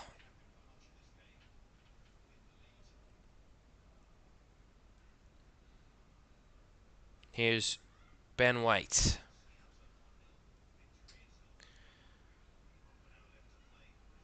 Well, Arsenal were beaten here at Selhurst Park back in April of 2022. 3-0 on that day. Arsenal were beaten by Crystal Palace. Arsenal's last defeat before that at Selhurst was back in April 2017, when they were also beaten by 3-0. But Arsenal have a decent recent record here at Selhurst, excluding that defeat in 2022. They have won 3 of those last 6 appearances, drawing 2 of those 6 as well. So unbeaten in 5 of the last 6 games here at Selhurst Park. Looking to make it 6 out of 7 tonight. Havertz, Tomiyasu, Nketiah, who's drifted wide. Declan Rice has the space, opens it up to Odegaard on the right. Reverse ball to Saka. Saka on the right hand side. Bodies in the box from Arsenal. Cuts it back to Partey. Partey with a strike, and it was a curling strike and had to be punched and over the bar by Sam Johnston. It's one of those side-footed strikes from Thomas Partey. It's one of those spinning away from the goalkeeper. Emmanuel says, Arsenal, please finish this game off now. Getting a bit nervous, are you, Emmanuel? Well, Arsenal have a corner. Bukayo Saka on the right hand side. Left footed ball whipped in, front post flicked on. Palace have to head it away momentarily by Mikel. Nketiah recycles the possession, gets it to Martinelli on the left. Martinelli with a cross, headed away. Odegaard trying to catch it on the volley, but doesn't catch it the way he would have wanted, and that will be high and wide and behind for a goal kick to Crystal Palace. Well, I was just mentioning about Kai Havertz and is quite quiet he's been tonight. 24 touches in that Arsenal midfield. He said 82% of his passes, however, have been accurate. 14 out of 17 passes accurate so far, so pretty good. Pretty decent. He's not been, as I was saying, he hasn't been one of the high flyers tonight, but he's put in a solid performance in midfield for Arsenal, which is quite interesting, because once I read this Arsenal team, I thought, this is very, very attacking. If you look at it, where they have 5 inherently attacking players, Martinelli, Havertz, Nketiah, Saka and Odegaard. 5 players that love to attack, and Rice and Partey that, of course, probably playing that more deeper defensive role in midfield, but a very attacking Arsenal team tonight. And I was slightly worried whether they'd be exposed due to those attacking bodies bursting forward, but they've done decent enough. Palace have had a few counter-attacking chances, but Arsenal haven't been totally carved open on many occasions this evening. Quite a couple of occasions, but not many at all. Saliba, Partey, Ben White. Trying to take the sting out of the game there, Arsenal. Rice. Nice burst forward. Finds Saka. Saka to Odegaard. Odegaard out to the left-hand side to find Tomiyasu. Now Martinelli. Gabriel Martinelli. Back infield to Tomiyasu. Now Odegaard. Trying to give it back out wide, but that one was blocked and shielded by Palace, and that will run out for a Arsenal throw on the left-hand side. 64 minutes, just coming up to 65 minutes gone, around 25 minutes plus additional time to go, with Arsenal 1-0 to the good here from the penalty spot.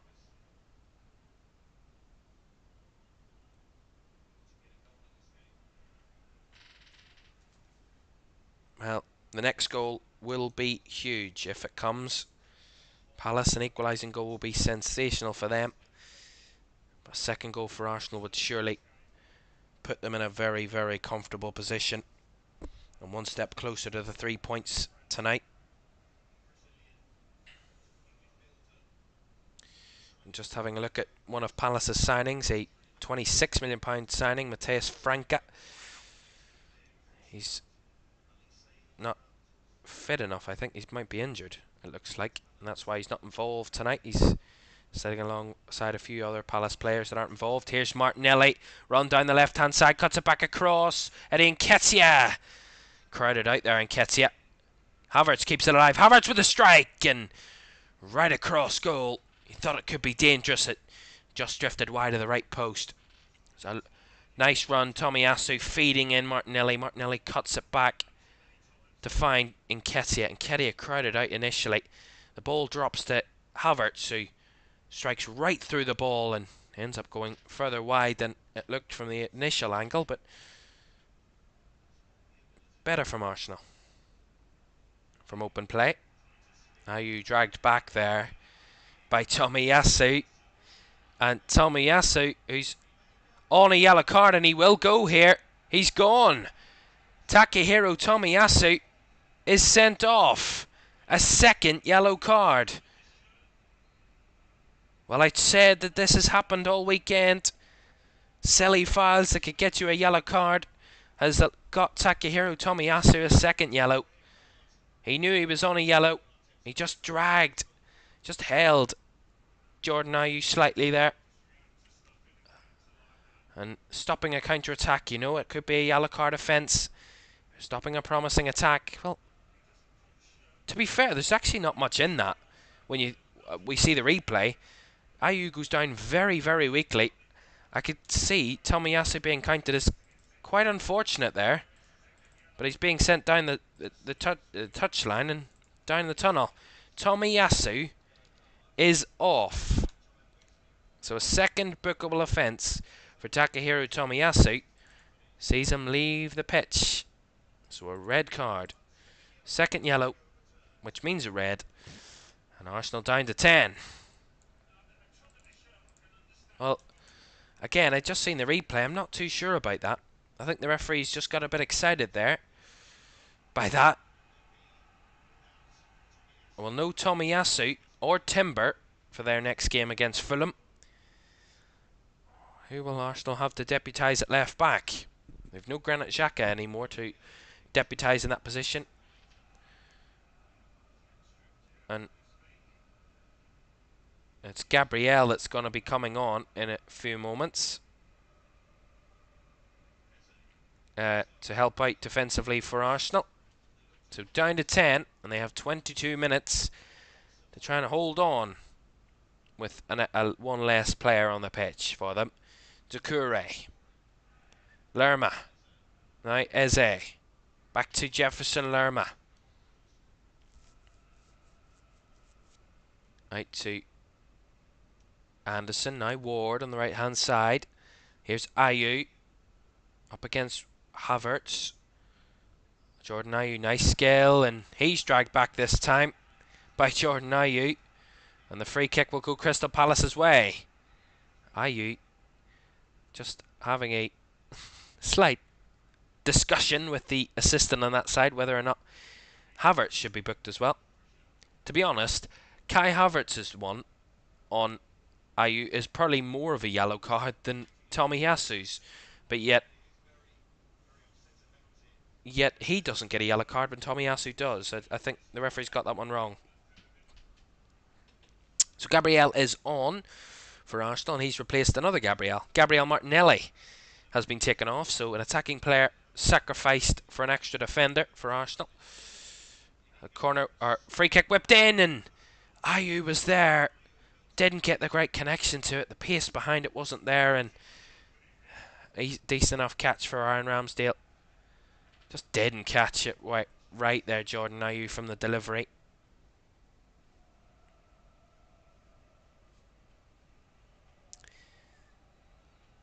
Well, don't forget to like, subscribe and turn on post notifications if you've enjoyed this Monday Night Live. We still have 20 minutes of this game to go.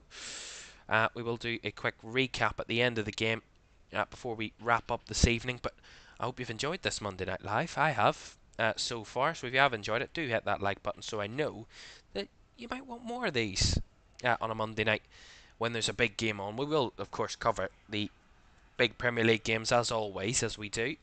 If there is a big Monday night game on, we will have it covered here. But Monday Night Live, we're hoping it will be a regular occurrence. A more regular occurrence. Here's Lerma. Eze. Doucouré.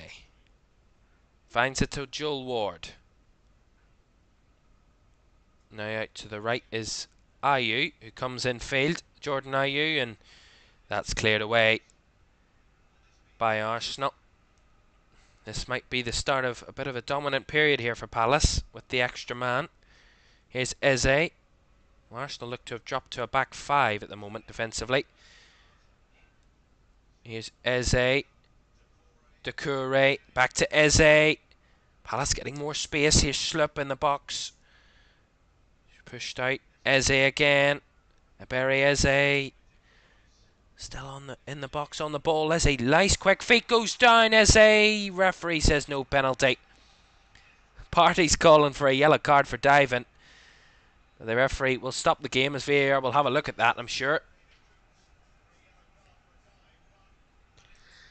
Well, Palace convinced, incensed at the decision of not getting a penalty.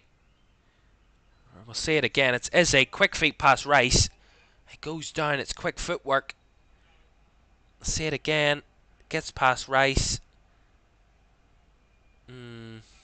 Nah. Thomas Partey does dangle a leg, but I don't think he really does enough to take Eze down there. Is that enough for them to overturn this as a clear as an obvious error? I'm sick of hearing that phrase. Well, the referee has announced the decision to the crowd, no penalty. So VAR have checked it and corroborated the decision that was made on the pitch by David Coote and said no further doing, no penalty. So throw in it will be to Palace in a moment. Are they going to make a... There's going to be another change coming. I was wondering why there was a stoppage there. So Palace are going to make their change. And that will be a substitution. Jeffrey Schlupp will make way. So he's coming off and he will be replaced by Nauru Ahmada. Ahmada? So Nauru Ahmada. If I've pronounced that wrong, I apologise. I probably have butchered it. Fun says never a red, never a foul, but I'm having hope because the last two red cards the teams have won. Yeah, West Ham and Liverpool. Yeah, West Ham and Liverpool. They were two home teams though. This is the first red card for an away team this weekend. All four of the red cards so far this weekend have been for home teams. Doesn't make a difference, to be fair. Surely. I mean, Wolves got a red card and they were home team. They got beat 4-1. Similar count for Fulham. They got beat 3-0 and they were the home team. Down to 10 men. It just depends how the side that with 10 men deal with the fact that they've one less man on the pitch. And those two teams that have won were only just the 1 goal ahead of their opposition at that time when they got the red card, and they went on to score a second goal afterwards, or a goal that would give them a 2-goal lead. Both West Ham and Liverpool did that after they went down to 10, so some Arsenal fans, I'm sure, will be hoping that history repeats itself here tonight. Eze gets past Odegaard's challenge. Rice trying to battle in, and Arsenal do win it back nicely. Here is Nketiah to put the afterburners on, and is taken down there by Jefferson Lerma, and that will be a free kick to Arsenal. I think David Coop was a bit unsure about that one initially. See this again. I mean, yeah, there's not much in that either. There's not much really on that point of view. Jefferson Lerma a bit confused as to how that was given as a free kick, but the free kick has been given. Fun says, I don't think it was a foul though. I agree. I don't think it was. Genuinely, I don't think it was a second yellow. Maybe it was a foul, it was a slight tug, but I certainly do not think it's enough for a second yellow on Takahiro Tomiyasu. I think he's got unlucky there. But of course, you can't overturn one of those VAR because it's a second yellow and not a straight red. Borderline foul. Yeah, I think it is. I agree with you. It's borderline, but borderline ones cannot equate to a second yellow. I think that's a bit ridiculous that a foul like that can be deemed a second yellow card. So I do think it was very soft of a free kick and a very unlucky decision for Tomiyasu to get a second yellow there, because I think another referee might not have given that. So just unfortunate for Arsenal, but can't sit and lick their wounds and be sorry for themselves. They have to build back and make sure that they fight in these last 14 minutes or so, plus additional time, to try and get the 3 points here.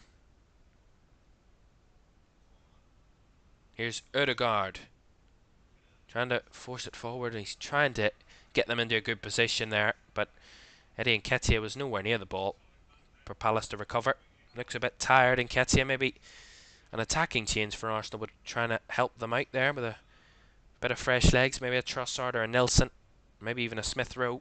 Try and come on the pitch, just give them a bit of fresh legs.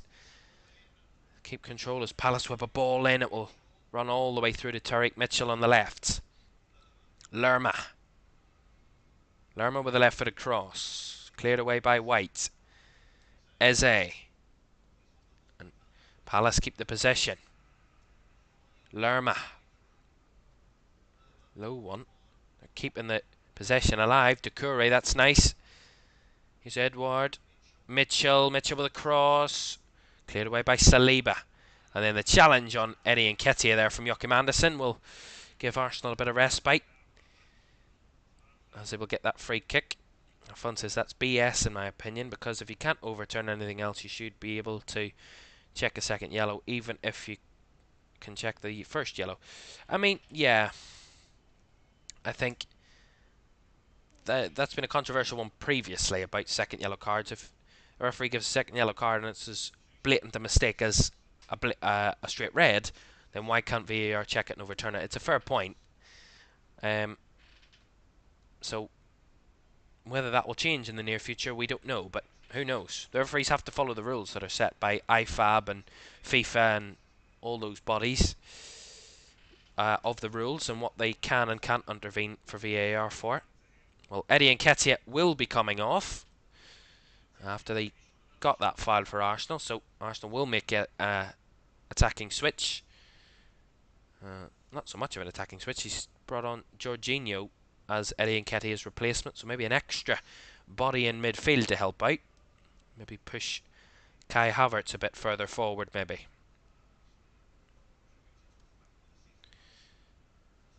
For Arsenal. Ramsdale to take the free kick. First header won by Havertz, and tried to keep the possession there through Odegaard, but Palace won it back through Eze. Mitchell. Back to Sam Johnston. Johnson closed down quite quickly and has to play the ball out wide to Ward. Ward does well initially to keep it in, but it will run out of play and Arsenal will get the throw in. False 9, 8.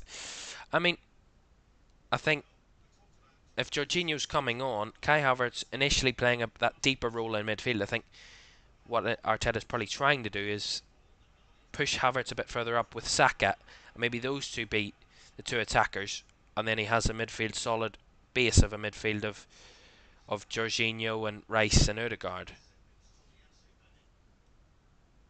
Well, we've just seen the first yellow card, of course. That first yellow card on Tomiyasu for the time wasting, and then the second yellow card for the tiniest of touches on Jordan Ayew that I've ever seen for a foul being given for it. Mikel.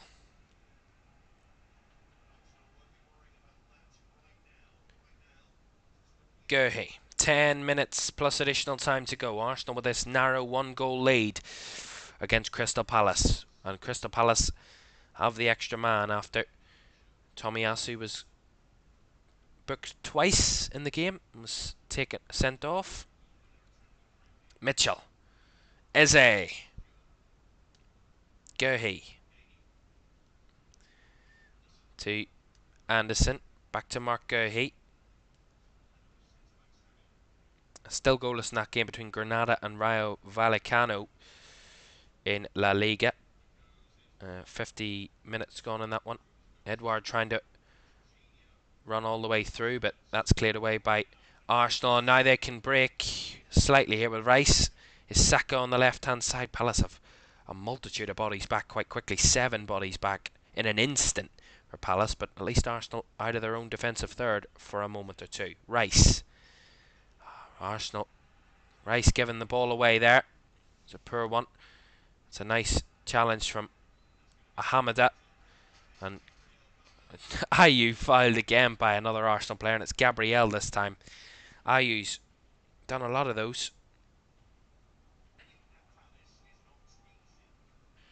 Well, Selhurst Park is not an easy ground to come to and win. Only 5 teams did it last year, as I mentioned earlier. I can't for the life of me rhyme them off right now, but I know Liverpool and Arsenal were 2 of them last season.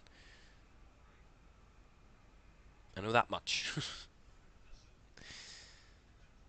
Doucouré trying to thread it through the lines. Joe Ward playing a bit higher up, but Arsenal cutting that out again. Odegaard. White with the ball up the pitch, but again Arsenal just sacrifice possession. Hand it straight back to Palace. Anderson with the long switch ball. Mikel, lovely first touch, but Partey was quick to that one to boot it right into the stands. Wasting no time there. Fun says, I see there being 30 minutes of added time because of us time wasting. And I swear to God this ref has something against us. If that is not a worried supporter and an anxious supporter, then I don't know what is. Another substitution from Crystal Palace. Joel Ward is coming off, and he has been replaced by Yezurun Raksaki for Crystal Palace. So Raksaki on for Ward.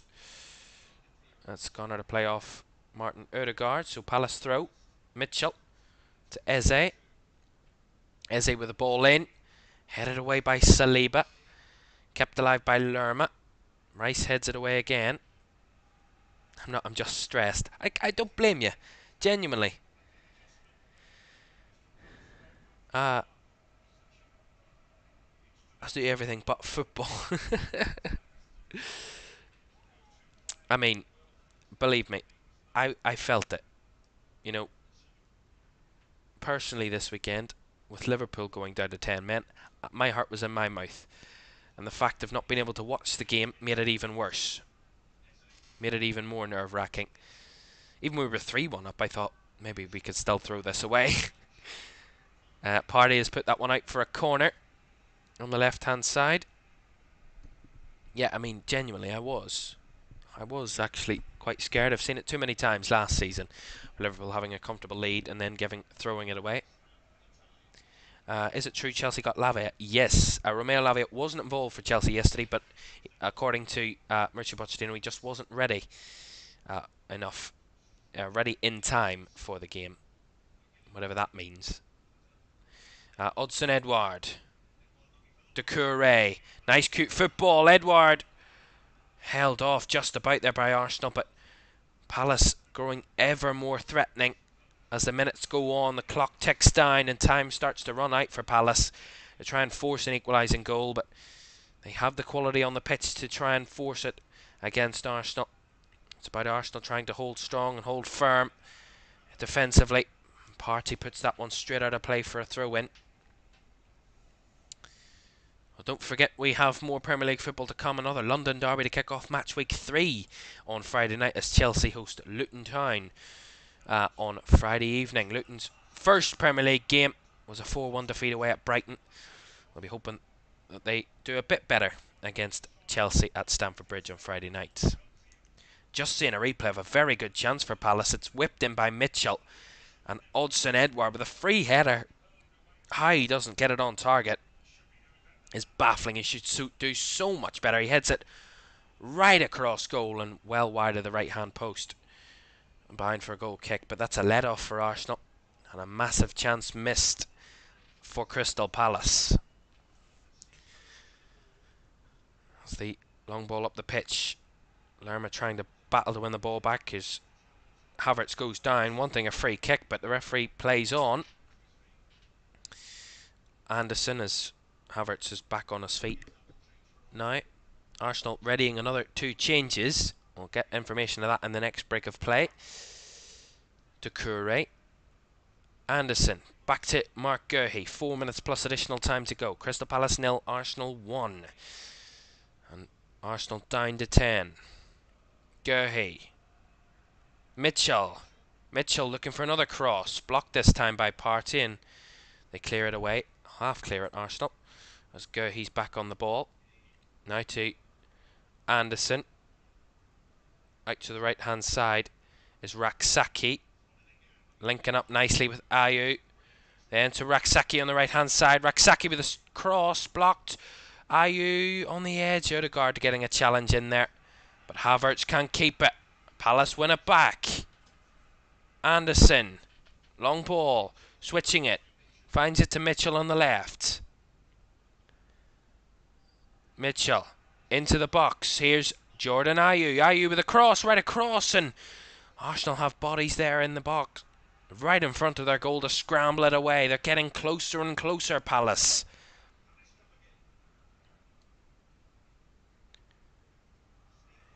Guehi. Mitchell. Arsenal just need to break this play up. The more and more that Palace burst forward, the deeper and deeper Arsenal get. Cross from Raksaki. Cleared away by Saliba. There's an Arsenal player down who got back up. And Saka's back there helping every Arsenal player back in their own box. Cross in from the right hand side and just over everyone in there. Mitchell to recover on the left. Ayew. Jordan Ayew just on the edge of the box. Lerma. Anderson. Just hold it at their corner flag. Well, if Arsenal could get the ball, they would. But they've just got a bit of respite. Another free kick's been given to Arsenal. Foul on Bukayo Saka by Yosun Raksaki. So free kick goes Arsenal's way, luckily for them.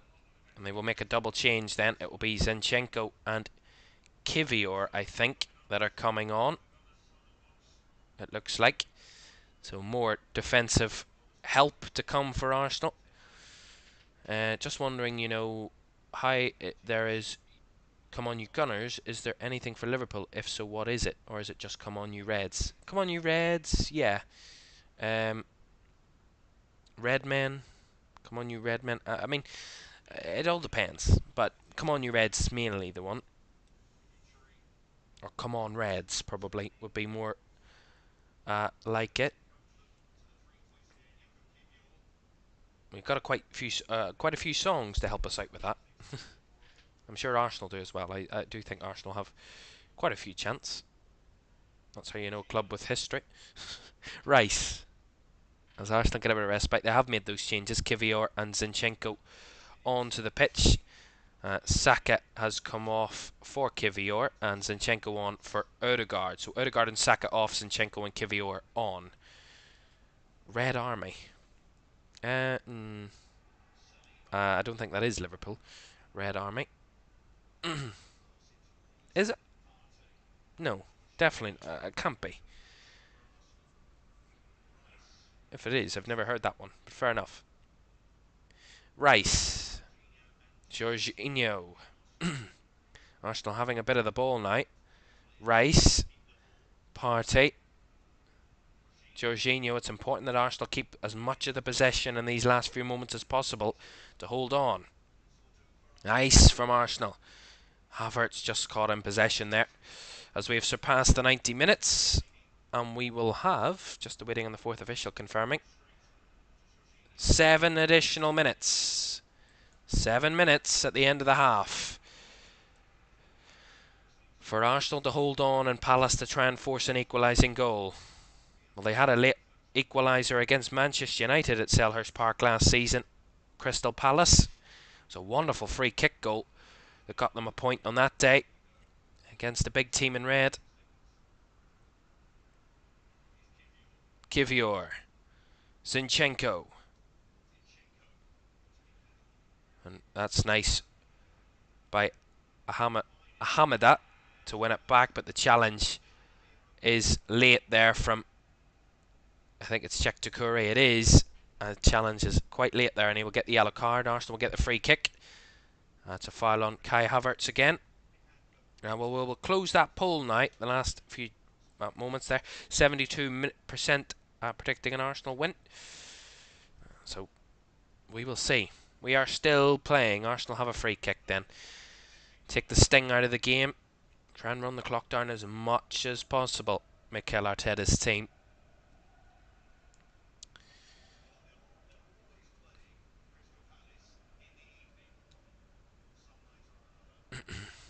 So a tough night ultimately for Arsenal, but they're still winning this game as it stands, but they're offside from that free kick, so Palace will get the free kick the other way, which they've taken quickly to try and maintain momentum. Mitchell. Guehi. Guehi with a long ball up from the back. Finds Ayew. Up against Kivior. Jordan Ayew. Will come a bit further deep, Jordan Ayew, and find Ahamada. Now Doucouré. Lerma. Eze. Mitchell on the left hand side. Mitchell has to cut it back to Eze. Palace in the Arsenal half again, deep in the Arsenal final third, trying to force the issue. Lerma. Anderson. Guehi. 4.5 minutes plus, or 4.5 minutes of additional time to go. Ball whipped in from Eze. The deep one, threatening one, but will evade all the Palace players in there, and Ramsdale will get it under control. Well, he's trying to push his team up the pitch there, Aaron Ramsdale, to get them as far away from the goal as possible. Well, at the moment, Arsenal will become only one of only 3 sides to have a 100% record to start the season. Maximum points after 2 games as it stands, and Kai Havertz will pick up a yellow here for his foul on one of the Palace players there as he tried to hold the ball up in the Palace half. So Kai Havertz in the book. Lerma to Guehi. Guehi to Anderson. Halfway through the additional time. Here's Ahamada. Trying to find it to Ayew, and just a slight bit too much on it there. That was really good defending by Gabriel to deny any chance for Jordan Ayew, and they're celebrating and high-fiving each other there, Arsenal. The Arsenal defenders working hard to try and see their team over the line here. Gabriel, one of those players for Arsenal that would do anything to defend his own box. Help his team out. Really strong defender. Graham says, how's Doucouré been for Palace? He been okay? Or, I mean, he's had a decent game. Check Doucouré, he's on a yellow card. I think he hasn't been... I think Lerma and Eze have probably been better in midfield slightly. But I think he's not really been in it. I think I said this about Kai Havertz earlier. He's been gone under the radar. They've been involved, but not massively. He's had a solid performance in midfield tonight. Check Doucouré. Here's Guehi with the ball in, fizzed in. Few bodies in there for Palace. It's still alive. Lerma trying to force it, and Ramsdale coming for it. Mitchell to try and go for it, and over the bar from Tyrick Mitchell. And so desperately close for Palace. It's Guehi lifting a ball over the top. Causes a bit of panic in the Arsenal defence. They can't clear it away. Lerma keeps it alive. Ramsdale tries to scramble it away. He's out in no man's land, and Tyrick Mitchell gets on the end of the ball and tries to strike through it, but too much height. Leaning back Mitchell, and over the bar it goes. Massive chance again for Palace. Just seeing Roy Hodgson's reaction on the sidelines. Okay, thanks. Was wondering as he's Liverpool target. Yeah, I mean, he has been linked with a move to Liverpool, and I mentioned that earlier. Check Doucouré. Liverpool have held talks with Crystal Palace over a possible move, but apparently Palace's fee that they're looking from Liverpool is a bit too much for Liverpool to go for at the moment. But they're trying to work on the deal. Mitchell with a cross, cleared away. But there is a deal possibly could be done for Liverpool, so I would keep my eye on that one. It's not concluded yet. There's still 11 days of the window to go before it closes, so keep your eye on it, I would say. Here's Ahamada just evading the challenge of Rice, and Anderson keeps it last minute of the game. Arsenal just with that one goal lead. Palace trying to push and probe and force an equalising goal from somewhere. Here's Raksaki up against Zinchenko. Raksaki with the delivery, and Ramsdale comfortable in there. Gets the catch on the ball, and that could be that for Crystal Palace. More high fives from the Arsenal defenders. We'll see. Fun says, dear God, please don't make Arsenal screw up, because that would be sad. Well, long ball clearance from Ramsdale. Right at a play for a Palace throw. But there's no time to play more than the 7. Arsenal have held on despite being down to 10 men for the last 30 or so minutes of the game. A strong, resilient performance from Arsenal. A performance that would certainly see them as a strong side mentally. A very, very good Palace performance tonight, but not good enough to get anywhere near Arsenal defensively. Arsenal hold on for the clean sheet, they hold on for the 3 points, and they become one of only 3 teams that have a 100% record to start their opening 2 games of the season. Arsenal, with the 3 points, they dug in and worked so hard for it. And a win on the road for Arsenal to start their first 2 games of the season is perfect in a London derby.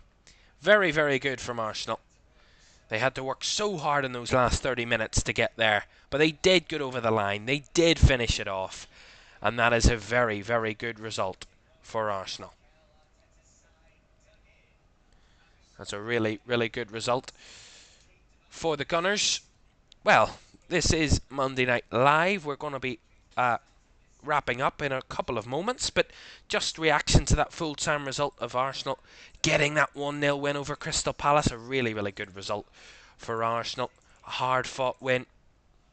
And that's exactly, I'm sure, what Mikel Arteta will be looking to see from his team. That hard-working mentality in the final minutes of the game to hold on for that win. It looked difficult, but they get the win in the end. And I can show you the updated Premier League table then after this result. I can get it up in just a second. There we go. So there is the updated table as it stands after 2 games. Brighton, Man City and Arsenal. Only 3 teams to have 6 points out of a possible 6. A few teams unbeaten as well. Brentford, Liverpool, Tottenham and West Ham remain unbeaten after their first 2 games as well. That's 7 teams. Only 7 teams have avoided defeat in their first 2 games. Newcastle, Aston Villa and Nottingham Forest make up the top 10. And we don't finish there. We have so much more to come over the week, including Chelsea against Luton on Friday night to kick off match week 3 of the Premier League. Do stay tuned. We'll put a poll up after this if you would like us to do the Rangers v PSV game tomorrow. I will be possibly on that one. If you would like for that, let us know.